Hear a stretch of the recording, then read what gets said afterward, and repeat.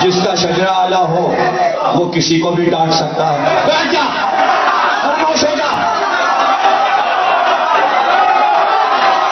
پھر یہ علم میں سب سے زیادہ ان کے علم کے آگے کسی کے پاس علم نہیں، ان کے آگے سب جاہل ہیں، اس لیے سب کو جھکائے. یہ سب کچھ ملا کر ہے بس جانے کدھر سے باہر ہو جائے.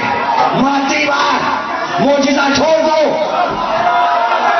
نہیں سمجھ رہے. معجزے کو جانے دو، معجزے پر آئیں تو کائنات کو ختم کر دیں. پتہ چلا کردار میں ایک معجزہ ہے، مادے میں معجزہ ہے. اس معجزے کا نام ہے اعلیٰ کردار، شرافت نفسی. اس لیے کہ کوئی مقابل نہیں. یہ ساری حیبتیں لیے ہوئے ایک حسین گورنر کے سامنے ہوگا. گورنر، مشیر بھی، یہ بھی، وہ بھی سبھی بیٹھے. یعنی تیاری تھی، جملے بازی. حسین چلے گئے، بات چیت بھی ہو گئی، بس اتنی سی بات ہو. اس نے کہا وہ مر گیا ہے اور یزید خلیفہ ہو گیا، باپ اس کا مر گیا ہے، آپ بیعت کر لیجیے. بیعت کا خط آیا تو آپ نے فرمایا کہ تجھ کو یہ بات معلوم نہیں، تجھ کو یہ بات معلوم نہیں کہ ہم رسالت کے گھرانے والے ہیں. محمد کے نہیں، نبی کے نہیں، رسالت کے گھرانے والے. کسی کی بیعت نہیں کرتے، کسی کی بیعت. رسالت کے گھرانے والے، اس لیے کہ رسالت کا گھرانہ الگ ہے، رسول کا گھرانہ الگ ہے. رسالت کا گھرانہ نہ مکے میں ہے نہ مدینے میں. رسالت کا گھرانہ اس کی دیواریں اٹھتی رہتی ہیں، اونچی ہوتی جاتی ہیں، اونچی ہوتی جاتی ہیں، کوہ طور تک جاتی ہیں، چوتھے آسمان تک جاتی ہیں، ساتویں آسمان تک جاتی ہیں. بڑھتے بڑھتے بڑھتے بڑھتے سوما دنا فتح اللہ پکانا تابا حسین اودنا، یہاں تک کہ 2 کمانوں کا فاصلہ اللہ سے رہ جاتا ہے. رسالت کے گھر کا ہم یہاں کے نہیں ہیں، ہم کہاں کے، یہاں کے نہیں ہیں. جہاں تک رسالت جائے وہاں تک رسالت کا گھرانہ. ہم وہاں کے رہنے والے. اس کمینے اور ذلیل کی بیعت، فاسقوں فاجر کی بیعت. اور یہ کہتے مڑے، یہ کہتے مڑے. ابھی آواز بلند نہیں ہوئی تھی، صرف تبصرہ تھا. مروان نے آواز دی، ارے ولید کیا کرتا ہے، حسین ہاتھ سے نکل جائیں گے، سر کاٹ لے. ارے مڑ گئے تھے، ایک بار پھر مڑے اور کہا او اتنی سارا سجرا سجرا.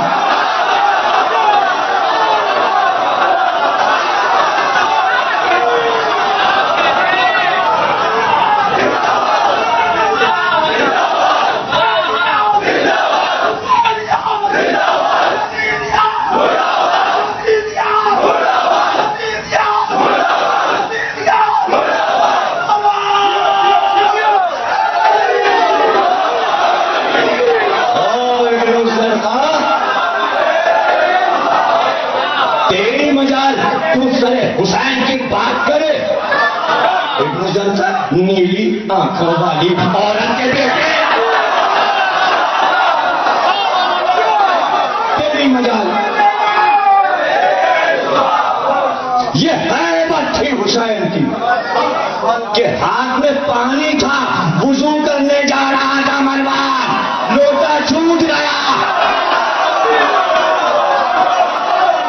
وضو کر رہا، اشارے کر کے کہہ رہا تھا سر کاٹ لو، حسین کا سر کاٹ لو.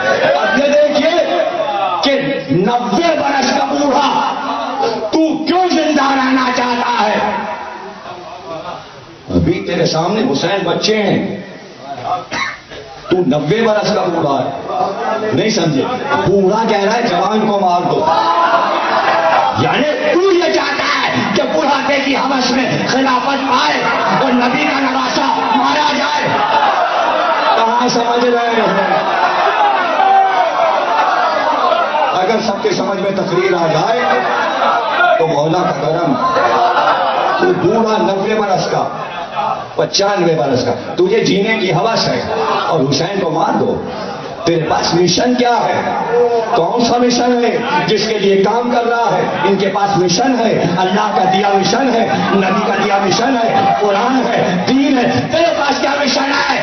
تو بتاؤ دنیا والوں، اس وقت حسین کے پاس دین کا مشن تھا، مروان کے پاس کس کا مشن تھا؟ ارے کہو نا، شیطان کا مشن.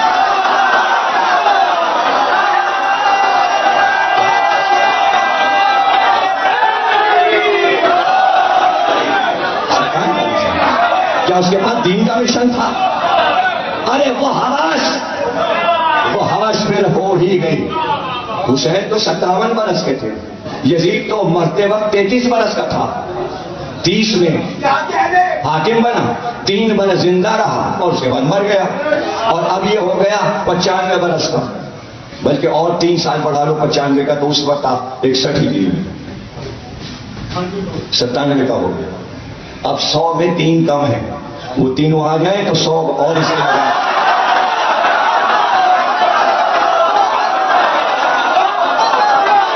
اب ہوا دیکھیں، اگر 100 سے اوپر جیے گا، مگر دنیا کی حماس لے گئی دمشق یزید کے مرتے ہی. اور اس بڑھاپے میں یزید کی بیوی سے نکاح کیا تاکہ اب تو خلافت مل جائے. اور یزید کے بیٹے کو جہان دے کر تخت پہ بیٹھا. تمنا پوری ہو گئی، بس یہ تھی، یہ مشن تھا، تخت پہ بیٹھ جاؤں، تخت پہ بیٹھ جاؤں. مرتے مرتے یہاں پہ دم، لیکن شرارت اس سے بھی اوپر، شر سے بھی اوپر. اچھا بیٹھ گیا، اب تو پھر انجام بھی تو ویسے ہی ہو، بھگتے بھی تو اب. تو فاختہ نام ہے یزید کی بیوی کا. اب ظاہر ہے کہ اتالیق بنا ہے. یہ ہوتا ہے بچہ اگر صدر ہو تو ایک بوڑھا اس کا سرپرست بن کے کہتا ہے ہم چلا رہے ہیں ان کی، ہم چلا رہے ہیں ان کی. تو اس نے کہا بھائی بیٹے کا تخت ہے، اور وہ بیوی سے کہہ دے کہ میں اس کو دے دوں. ابھی یہ چھوٹا ہے، بڑا ہو جائے گا تو پھر حکومتی معاملہ سمجھ لے گا. یہ استاد ہیں، استاد، یہ سیاست کے استاد ہیں. اب استادی دکھا رہے تھے کہ ساری استادی ساتھ میں مل جائے گی. ایک دن ہو گیا، تخت پہ بیٹھ گیا تو مروان نے اس کو ڈانٹ کر بگاتا. اب وہ ڈرتا تھا کہ مطلب دربار والے سب اس کی طرف نظر کریں گے. ہونے والا خلیفہ وہ جاتا تھا، میں تاج، اتنے دنوں کے بعد بڑھاپے میں تو تاج باز بڑھا لال لگاؤں تو لوگ مجھے دیکھیں. وہ روتا ہو گیا، اس نے ماں شکایت کر دی. اس نے کہا کہ یہ بڈھا تو بہت پریشان کر رہا ہے، اسے بےعزتی کی میری دربار میں. اس نے کہا اچھا میرے بیٹے کی آج آ جائے گی، آج آ جائے. تاریخ طبری مسلمانوں کی مشہور کتاب، اس میں چلا ہوا. انہوں نے کہا جتنے لحاظ گدے حساب نکال اور جتنی 200-250 کنیزیں سب آ جائیں. اور یہ اپنے خاکہ میں گئے، بستر پہ لیٹ گئے. ان کا ایک لحاظ ڈالو، بڑے میاں کو سردی لگ رہی ہے. دوسری پہلے سے ایک لحاظ نے کھڑی کی، اس نے کہا دوسرا لحاظ ڈالو. تیسری آئی، اس نے ایک اور لحاظ ڈالا. چوتھی آئی، اس نے ایک اور. کل سارے گدے توشک سب کمبل ومبل جتنے گرم کپڑے سب ڈالو، یہاں تک کہ اتنا اونچا پہاڑ بن گیا. اور اس کے بعد اس کے اوپر چڑھی، بیچ میں خود کڑی اور کنیزوں سے کہا تم بھی آ جاؤ. اور سب نے کہا کہ اس کے اوپر خوب کوٹو، اس کو خوب گدوں پہ اچھی، خوب گدوں پہ اچھی. اس کے بعد تاریخ طبری نے یہ لکھا، جناب علی کیا میں آپ کو بتاؤں. یہ تاریخ طبری کا تلخیص، یعنی کہ اس کو چھوٹا کر کے 13-14 جلدوں کو چھوٹا کر کے لاہور کے امامیہ اسٹوڈنٹ نے چھاپا ہے، اور صفدر نجفی صاحب نے اس کو کمپائل کیا. وہ ملتی ہے کتاب کی دکان پہ، اس میں پڑھیے گا. اس میں لکھا ہے کہ ایک گدا ہٹا، دوسرا ہٹا، تیسرا ہٹا، جنازہ اٹھنے کا سامان ہوا. اب جو سارے گدے لحاظ ہٹے، اتنی بڑی چھکری ہوئی.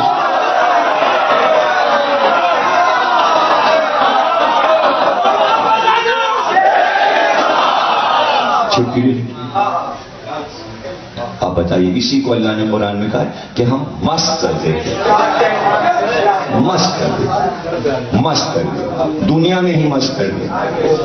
وہاں تو جو ہوگا ہوگا.